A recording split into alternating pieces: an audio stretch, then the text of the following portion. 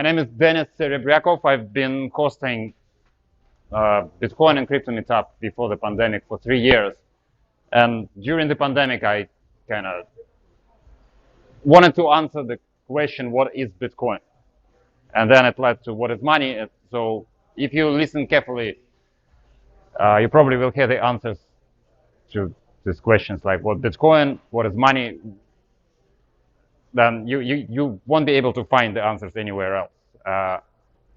So I will be talking from the first principles, mostly about what is money and what is the problem that Bitcoin solves. And if you follow me, by the end you would have the framework how you can assess any money or any coin. Okay, let's go.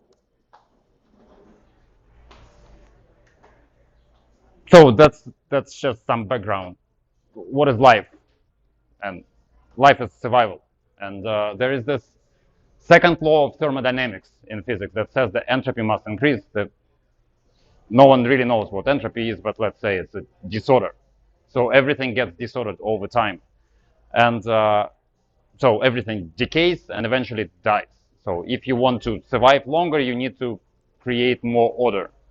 So you need to eat healthy, you need to clean your room, you need to clean your street, you need to build houses so you can protect from the environment.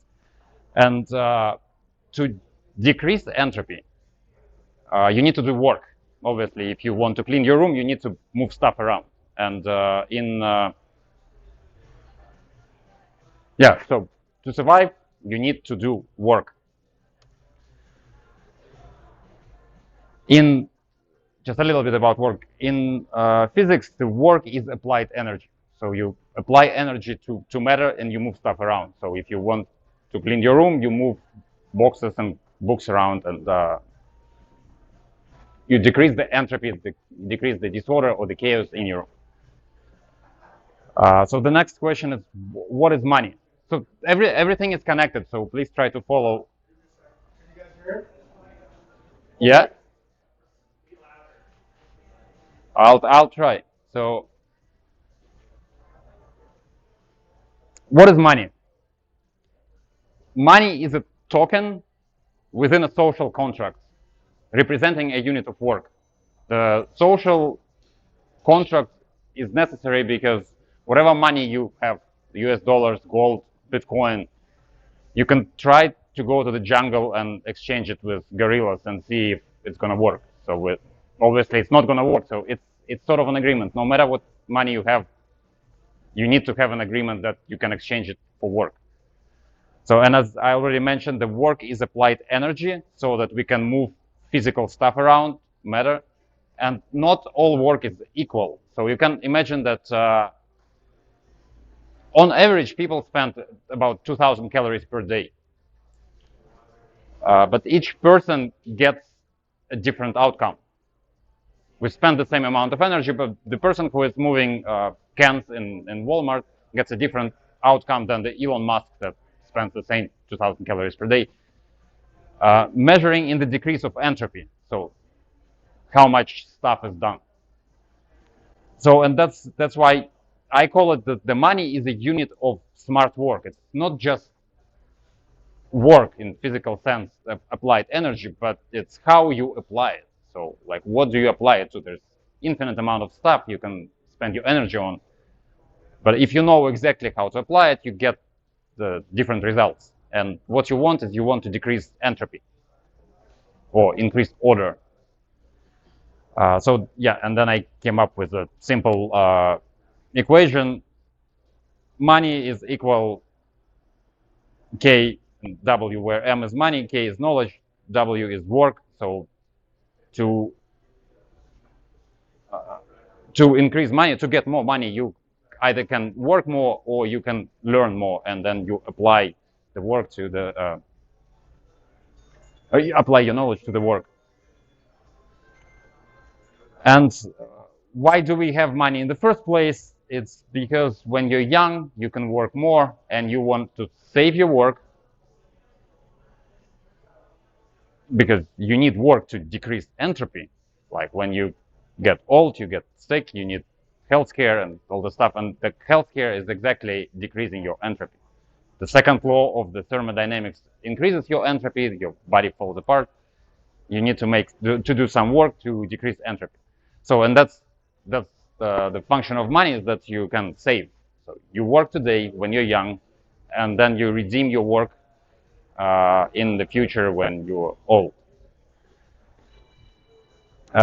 So when you work, you get paid with money, and the money is a token, and then several years later, you give the token to someone else who will do the work for you, decreasing the entropy. Or you can, if it's a service, or you can just exchange your token for goods, the fruit of their labor. But anyways, the work is what matters.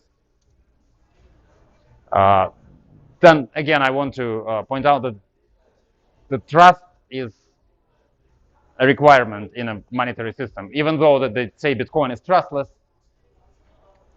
uh, the money only works within the society with agreements that we have that we can exchange something like a token for work. But sometimes people do not accept the money.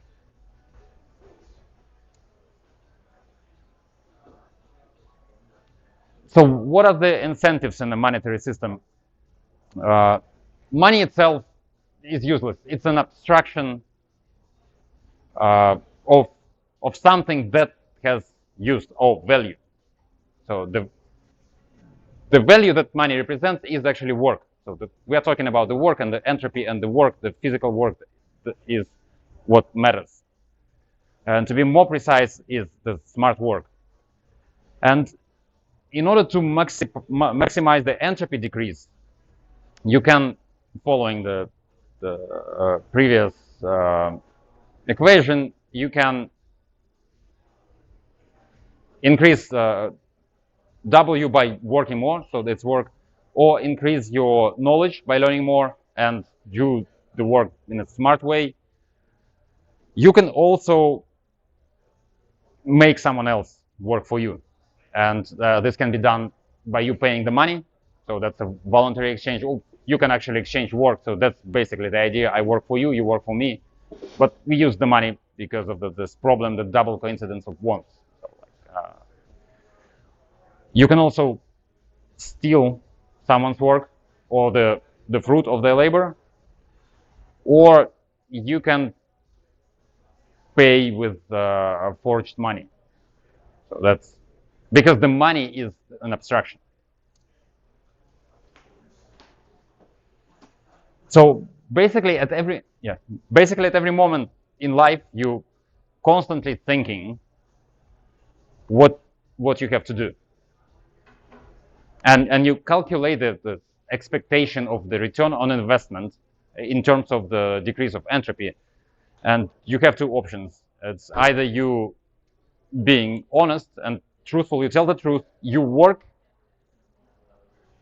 physically move stuff, or you create the money. Yeah. Yeah, that's all about Bitcoin. So you're being truthful, you work or you create money. If within the social agreement there is an option how you can create the money, or you can steal or you can forge the money, so you basically lie. So then we come to the proof of work, because the work that's the thing that matters. So the creation of money must require work. If you can create the money for free, then it's not a representation of work. So to eliminate forgery, the money must have the proof of work. If we are talking about the commodity money, the gold, anything physical is the proof of its self-existence. Though sometimes it's difficult to verify that gold is gold. So that now the Bitcoin. What is Bitcoin? Bitcoin requires the work to produce money. So that's applying energy. And the proof of work is publicly available and easily verified. So based on everything that I said, there are three qualities of good money. It must be easy to exchange. So like if I work, it must be easy to get paid and must be easy to pay someone. So which also, in terms of blockchains or Bitcoin, they say it must be global. Anyone can join. Censorship resistant. The last slide. And permissionless. So you don't need to ask for permission to use the money. So it also must be difficult to steal. So the Bitcoin uses cryptography and the proof of work, and it must be easily verifiable. The cost of production of Bitcoin must be easily verifiable, and that's the proof of work. Oh yeah, and that's the end of my slide. So this is the problem that Bitcoin solves. So and when you assess any other money, you can use the same framework.